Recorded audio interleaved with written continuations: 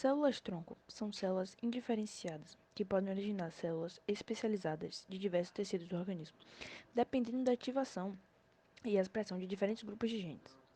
Além de seu potencial de diferenciação por apresentar um caráter indiferenciado, tais tipos celulares têm a capacidade de autorrenovação, isto é, a possibilidade de proliferar em si gerando outras células-tronco. Consoante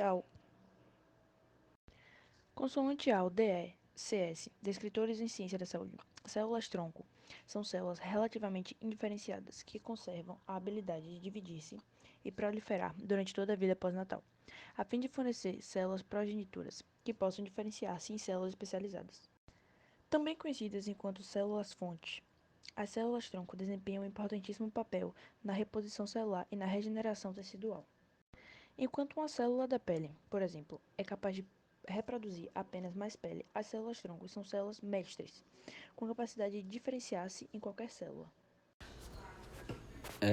Desde as primeiras células formadas a partir de um zigoto até a fase de mórula, já estavam presentes no embrião as células-tronco totipotentes, conhecidas também como as células-tronco embrionárias, que podem se diferenciar em qualquer tecido embrionário e extraembrionário.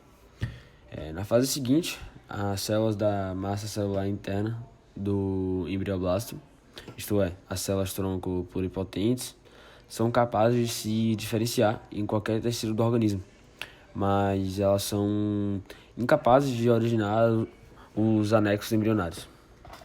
No organismo já formado, estão presentes as células-tronco adultas, que são indiferenciadas e com capacidade um pouco limitada de formar células especializadas, por isso que elas são consideradas multipotentes. Essas células são responsáveis pela renovação celular dos tecidos e localizam-se no fígado, no cérebro e no cordão umbilical.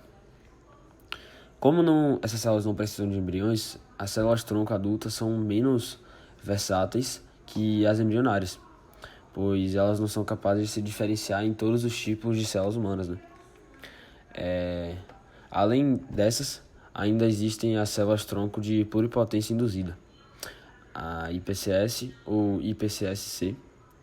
Elas foram descobertas em 2006 a partir da cauda de um camundongo, mas foram produzidas em humanos só a partir de 2007, com a reprogramação de células ao inserir o DNA da célula adulta de 4 genes através de vírus, que por sua vez são acelulares parasitas intracelulares obrigatórios.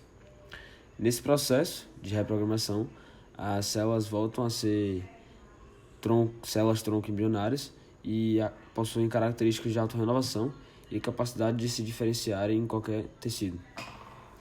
O uso das IPSCs para a reconstrução de tecidos ou órgãos trouxe várias vantagens muito importantes, como a amenização da chance de rejeição do organismo em relação ao órgão transplantado, uma vez que são utilizadas as células do próprio indivíduo que a forneceu, e para a obtenção das células-tronco não há produção nem destruição de embriões.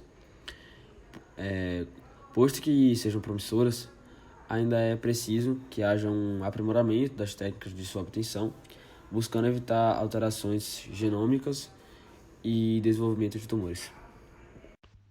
Em 1997, a técnica de clonagem terapêutica ganhou um estupendo destaque internacional e popularmente com a divulgação do nascimento da ovelha Dolly, o primeiro mamífero clonado após 276 tentativas. Para tal, transferiu-se o núcleo de uma célula mamária diploide para um óvulo anucleado anteriormente, originando um zigoto artificial.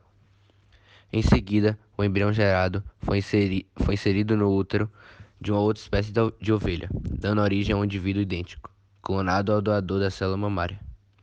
Dolly apresentou diversos problemas e anormalidades decorrentes do processo de clonagem e foi sacrificada.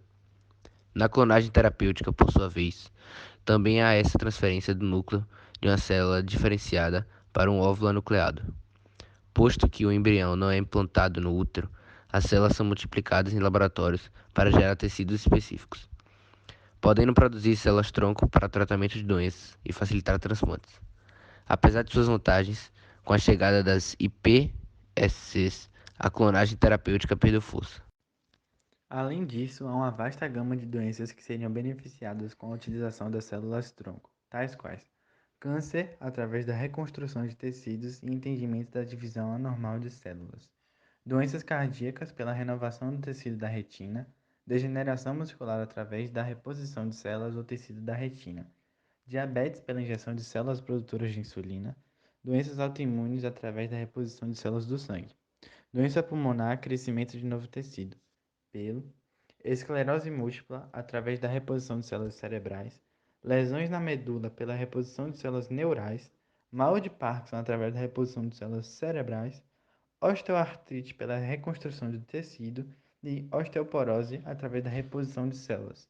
Ademais, há experimentos e avanços tecnológicos nesse uso de células-tronco. Na neoangiogênese, a formação de novos vasos sanguíneos a partir do uso. Ademais, há experimentos e avanços tecnológicos nesse uso de células-tronco.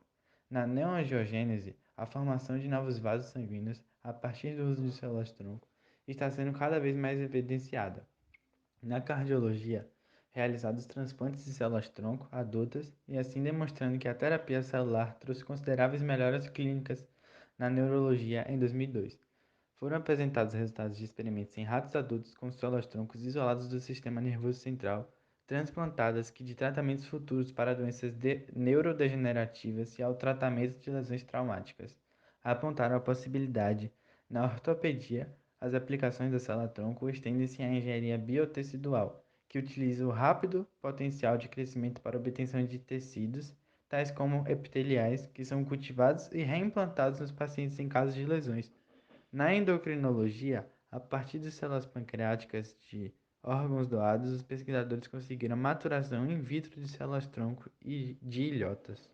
Além disso, a história do uso de células-troncos de forma totalmente legal no Brasil começa a partir do dia 24 de março de 2005, quando promoveu-se a regulamentação da Lei de Biossegurança número 11.105, a qual previa a permissão para fins de pesquisas e terapia do uso de células-troncos embrionárias obtidas de embriões humanos por fertilização in vitro e não utilizado nesse respectivo procedimento, atendendo às condições de que sejam embriões inviáveis ou congelados há 3 anos ou mais. Ademais, a legislação exige o consentimento dos pais em qualquer caso e proíbe a comercialização e clonagem humana. Entretanto, tal lei avaliou que a pesquisa com células-tronco adultas é objetiva e certamente mais promissora do que a pesquisa com células-troncos embrionárias, até porque com as primeiras resultados auspiciosos acontecem do que não se tem registro com as segundas. Tal possibilidade de trabalho aos cientistas e estudantes, a produção brasileira sobre células-tronco cresceu paulatina e constantemente. Assim, por ter sido uma ação direta de inconstitucionalidade, em 2008 houve a sua votação final, em maio desse mesmo ano, em que houveram 6 votos a 5 a favor da lei.